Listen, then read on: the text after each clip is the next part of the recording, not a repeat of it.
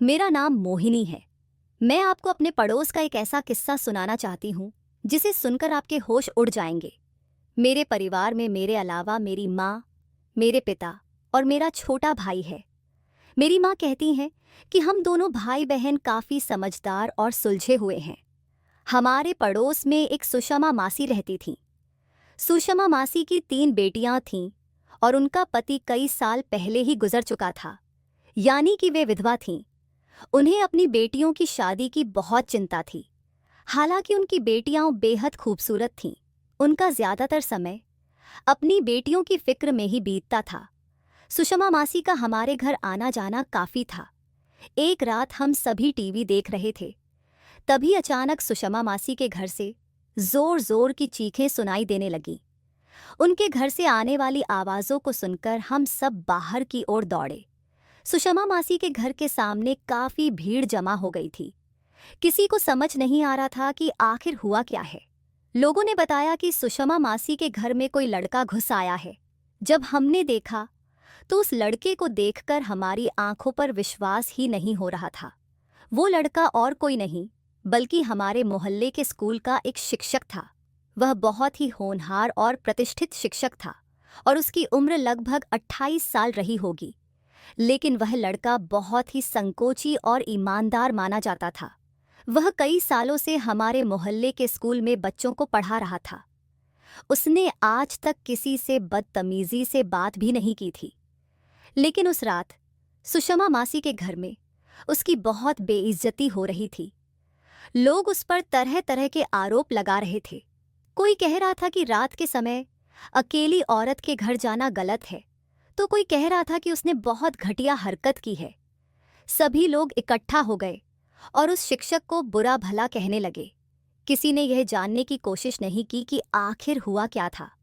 और वह लड़का सिर झुकाए खड़ा था, कुछ बोल भी नहीं रहा था, जैसे कि उसने कोई बहुत बड़ी गलती कर दी हो। उसके चेहरे पर गहरी शर्मिंदगी थी। मुझे उस पर बहुत तरस आ रहा था। उसकी आंखों में आंसू थे, लेकिन उसने किसी के सामने अपने आंसू बहने नहीं दिए।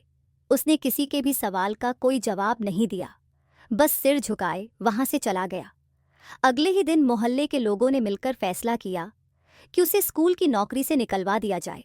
लेकिन इससे पहले कि कुछ होता, वह स्वाभिमानी लड़का खुद ही अपनी नौकरी छोड़कर स्कूल से चला गया। उस रात सुषमा मासी के घर से जो आवाजें आ रही थीं, उसके पीछे की सच्चाई किसी को नहीं पता थी। बस मेरे मन में एक ही सवाल था कि आखिर वह शिक्षक इतना शर्मिंदा होकर क्यों गया। सुषमा मासी एक विधवा थीं और उनकी 3 जवान बेटियां थीं। 3 बेटियों को अकेले पालना और उन्हें संभालना आसान काम नहीं था। सुषमा मासी के लिए यह सब बहुत मुश्किल था, लेकिन वे बहुत हिम्मत के साथ इसका सामना करती रहीं। धीरे धीरे बातें यहाँ तक पहुँच गईं कि अगले ही दिन सुषमा मासी हमारे घर पर आईं। उनके चेहरे पर काफ़ी उदासी थी। पहले तो मुझे वह शिक्षक निर्दोष लग रहा था, लेकिन सुषमा मासी की बेबसी और उनके व्यवहार को देखकर लगा कि वह अपनी बेटियों की सुरक्षा को लेकर बहुत परेशान है। सुषमा मासी ने मेरी माँ से कहा, बहन, अगर घर में जवान बेटियां हों तो माँ को हर पल उनकी चिंता लगी रहती है। हमने उस शिक्षक को बहुत नेक और ईमानदार समझा था। वह मेरी बेटियों को पढ़ाने के लिए आता था, लेकिन उसने बहुत ही घटिया हरकत की। यह सुनकर मैं वहां से उठकर चली गई, लेकिन सुषमा मासी की निगाहें मुझ पर ही टिकी हुई थीं। मैंने अपनी सहेली को फ़ोन करके एक पंडित जी का पता पूछा, जो अच्छे रिश्ते बताते थे। पंडित जी हमारे घर आए और मैंने उनसे कहा कि अगर वे सुषमा मासी की तीनों बेटियों के लिए अच्छे रिश्ते ढूंढ देंगे तो हम उन्हें उनकी मनचाही दक्षिणा देंगे। पंडित जी बहुत खुश हुए और बोले कि वे कल ही कुछ रिश्ते लेकर आएंगे। मेरी माँ ने उनसे कहा कि सुषमा मासी की बेटियों के लिए अच्छे रिश्ते जल्दी मिल जाएं तो अच्छा रहेगा। अगले दिन पंडित जी हमारे घर आए और अपने साथ कई लड़कों के फोटो लाए। सुषमा मासी भी हमारे घर पर ही बैठी थीं। उन्होंने एक एक करके तस्वीरें देखना शुरू किया। आखिरकार एक तस्वीर पर उनकी नज़र ठहर गई। सुषमा मासी को वह लड़का अपनी बड़ी बेटी अंजलि के लिए पसंद आ गया। उन्होंने कहा, यही लड़का अच्छा लग रहा है, ये लंबा है, गोरा है और देखने में भी सुंदर है। मेरी बेटी को ऐसे ही लड़के पसंद हैं। सुषमा मासी उस तस्वीर को देखकर बहुत खुश हो रही थीं। उनकी बड़ी बेटी अंजलि अब जवान हो चुकी थी और उनके लिए एक अच्छा रिश्ता खोजने की मासी की तमन्ना आज पूरी होती हुई दिख रही थी। यह लड़का मुझे कुछ खास नहीं लगा। वह काफी अजीब था और मुझे तो किसी भी तरह से पसंद नहीं आया। लेकिन सुषमा मासी का मानना था कि ऐसे खूबसूरत लड़के ही लड़कियों का दिल जीत लेते हैं और उन्होंने अपनी बेटी की शादी उसी से करने का मन बना लिया। सुषमा मासी उस लड़के की खूबसूरती से बेहद प्रभावित थीं और उसे अपने दामाद के रूप में देखना चाहती थीं। मुझे उसकी बेटी की पर्सनैलिटी के बारे में ज्यादा नहीं पता था, लेकिन मुझे तो इस रिश्ते को लेकर संदेह था। मुझे लगा कि अंजलि शायद इस रिश्ते को ठुकरा देगी, लेकिन ऐसा नहीं हुआ। अगले ही दिन माँ ने बताया कि वह लड़का सुषमा मासी की बेटी से शादी करने के लिए तैयार हो गया है। मैं इस पर यकीन नहीं कर पा रही थी। उन्होंने बताया कि वह लड़का बहुत अमीर परिवार से है और उनकी दौलत का कोई हिसाब नहीं लगाया जा सकता। सुषमा मासी इस खबर से बेहद खुश थीं और उन्हें लगा कि उनकी बेटी के लिए यह एक अच्छा रिश्ता है। लड़के का नाम अजय था। वह खूबसूरत और अमीर दोनों ही था और इस वजह से सभी इस रिश्ते से खुश थे। सुषमा मासी ने भी भगवान का धन्यवाद किया और कहा कि चलो, एक रिश्ता तो तय हो गया। वह उम्मीद कर रही थीं कि उनकी एक बेटी का रिश्ता तय हो जाने के बाद उनके बाकी बच्चों के लिए भी रिश्ते आसानी से आ जाएंगे, लेकिन उन्हें यह नहीं पता था कि आने वाला समय उनके लिए कितना कठिन और प्रतिष्ठा को ठेस पहुंचाने वाला होगा। 3 दिन बाद अजय के परिवार वाले सुषमा मासी के घर आए और रिश्ते को पक्का कर दिया। उन्होंने अंजलि को एक सुनहरी अंगूठी पहनाई जो बहुत कीमती लग रही थी। सुषमा मासी के घर में खुशी का माहौल था। सब खुश थे, खासकर अंजलि। पंडित जी ने शादी की तारीख अगले हफ्ते की तय की थी। वैसे भी सुषमा मासी चाहती थीं कि उनकी बेटी की शादी जल्दी से जल्दी हो जाए। सब लोग हैरान थे कि आखिर उन्हें इतनी जल्दी क्यों है। उनका कहना था कि कुछ लोग उनके घर पर नजरें गड़ाए हुए हैं और वह अपनी बेटी की शादी कर उसे सुरक्षित करना चाहती हैं। फिर सुषमा मासी ने एक अजीब बात बताई। उनका दामाद शादी के बाद उनके घर पर ही रहेगा, घर जमाई बनकर। यह सुनकर हम सब हैरान थे। मैंने उनसे पूछा, सुषमा मासी, आपको इस बात पर कोई आपत्ति तो नहीं? लोग घर जमाई को अच्छा नहीं मानते। ऐसा लगा जैसे मेरी बात सुनकर सुषमा मासी को थोड़ा बुरा लगा हो। वह बोली, ऐसी बात नहीं है। मुझे अपने होने वाले दामाद पर पूरा भरोसा है। वह हमारे साथ रहेगा तो हमें भी सहारा मिलेगा। मुझे यह सुनकर हैरानी हुई कि इतना अमीर लड़का घर जमाई बनने के लिए तैयार हो गया। मैंने माँ से कहा कि सुषमा मासी को समझाएं, लेकिन माँ ने कहा कि सुषमा मासी हमारी बात का बुरा मान सकती हैं। एक विधवा की बेटी का घर पहली बार बस रहा है, इसीलिए उन्होंने ज्यादा कुछ कहने से मना कर दिया। रात में जब सुषमा मासी मिठाई देने आईं, तो मेरे भाई ने उनसे कहा, सुषमा मासी, एक बार लड़के वालों की अच्छे से जांच कर लें। मुझे थोड़ा अजीब लग रहा है कि एक अमीर बाप का इकलौता बेटा घर जमाई बनने को तैयार हो गया। सुषमा मासी को यह बात बहुत बुरी लगी और उन्होंने नाराज होकर कहा, तुम्हारी नीयत ठीक नहीं लगती। मेरे भाई ने उन्हें समझाने की कोशिश की, लेकिन सुषमा मासी इस बात पर चिढ़ गईं और हमारे घर से चली गईं। उस दिन के बाद से किसी ने भी सुषमा मासी के इस निर्णय पर सवाल नहीं उठाया।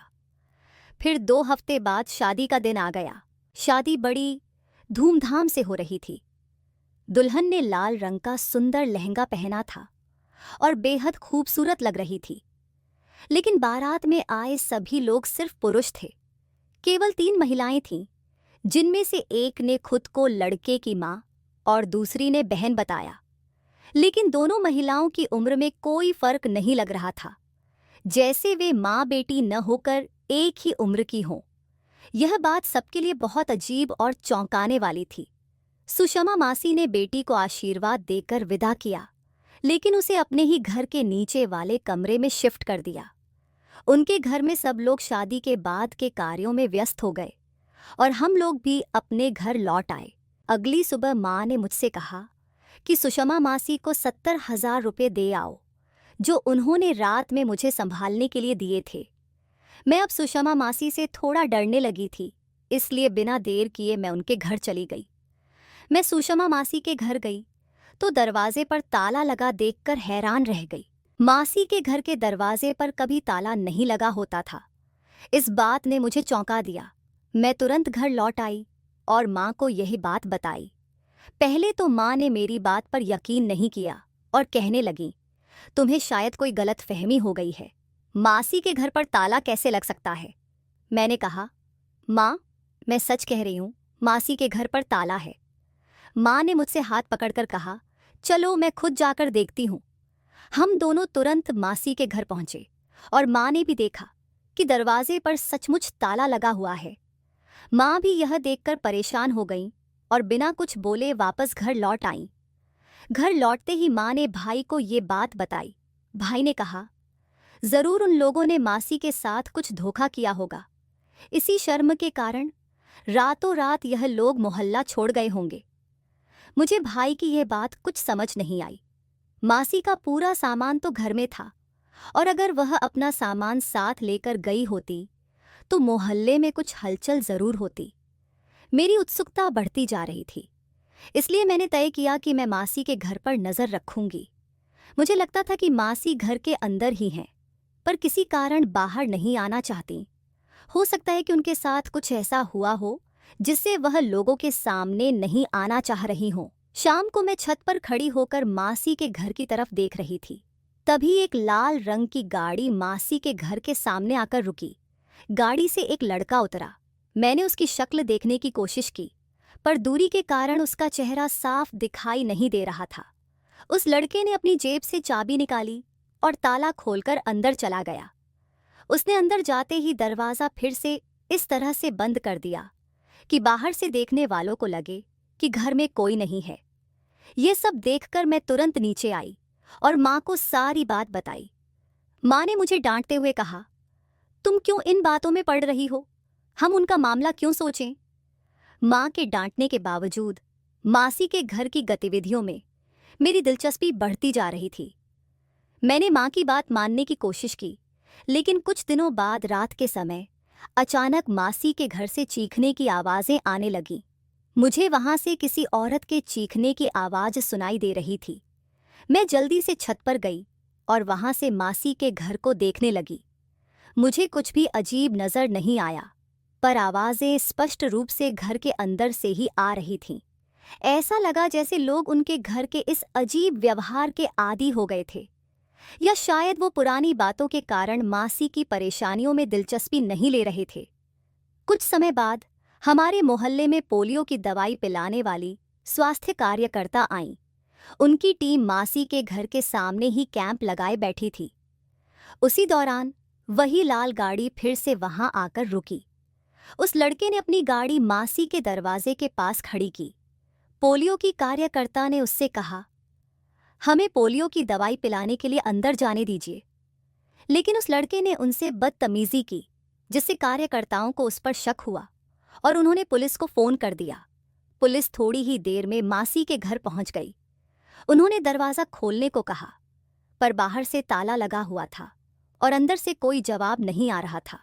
पुलिस को शक हुआ कि घर में कुछ गड़बड़ है। उन्होंने दरवाज़ा तोड़वाने का निर्णय लिया।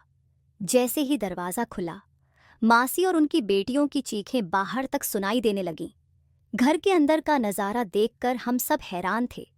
मासी और उनकी बेटियां कई दिनों से भूखी प्यासी उस घर में बंद थीं। उनके चेहरे पर डर और थकान साफ दिखाई दे रहे थे। पुलिस की मदद से मासी और उनकी बेटियों को बाहर निकाला गया। मासी और उनकी तीनों बेटियां बहुत डरी हुई थीं। पुलिस ने उन्हें हमारे घर में बैठाया और माँ ने उन्हें पानी पिलाया। कुछ देर बाद मासी ने अपनी कंपकंपाती आवाज़ में माँ से कहा, मुझसे बहुत बड़ी गलती हो गई थी। मैंने तुम्हारे बेटे के साथ बदसलूकी की थी और शायद मुझे उस शिक्षक की भी बद्दुआ लग गई, जिसे हमने उसकी मेहनत की फीस देने से इनकार कर दिया था। वह सिर्फ अपनी मेहनत की कमाई मांग रहा था, लेकिन हमने उस पर उल्टा आरोप लगा दिया। उसने अपनी नाराज़गी चुपचाप सह ली, लेकिन शायद यही उसके मन में हमारे लिए नफ़रत का कारण बन गया।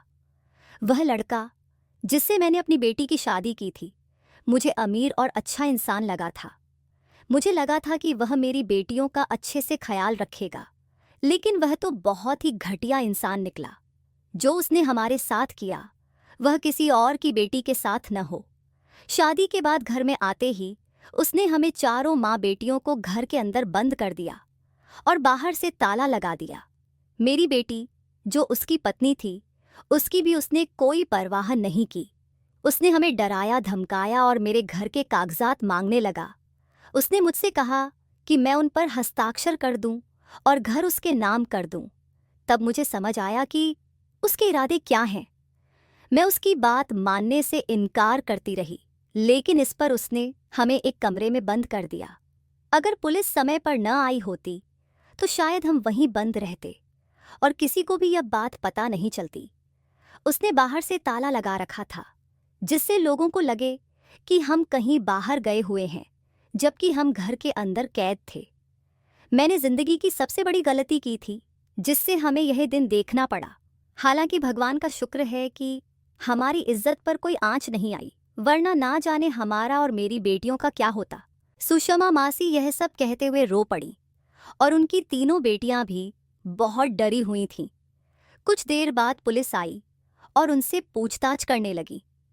उनकी बेटियां इतनी डरी हुई थीं कि कुछ बोल ही नहीं पा रही थीं, लेकिन सुषमा मासी ने पुलिस को पूरी बात साफ साफ बता दी। पुलिस ने उस आदमी को गिरफ्तार कर लिया और अपने साथ ले गई। पता चला कि वह पहले भी कई लड़कियों से शादी करके उनके घरवालों को तंग कर चुका था। हम सबको सुषमा मासी पर बहुत तरस आ रहा था, पर अब हम क्या कर सकते थे। उनके साथ वही हुआ जो उनके भाग्य में लिखा था। कहते हैं अपनी बेटी की शादी सोच समझकर करनी चाहिए, लेकिन सुषमा मासी ने शायद जल्दबाजी कर दी थी। जल्दबाजी में किए गए फैसले अक्सर गलत साबित होते हैं। उस आदमी को तो अब सजा मिलेगी, लेकिन सुषमा मासी के दिल में जो डर और चोट बैठी है वह शायद इतनी जल्दी नहीं मिटेगी। दोस्तों, मुझे उम्मीद है कि आपको हमारी यह कहानी पसंद आई होगी। अगर कहानी अच्छी लगी हो तो वीडियो को लाइक करें और चैनल को सब्सक्राइब करना न भूलें। साथ ही नोटिफिकेशन बेल को भी दबाएं ताकि अगली अपडेट सबसे पहले आप तक पहुंचे।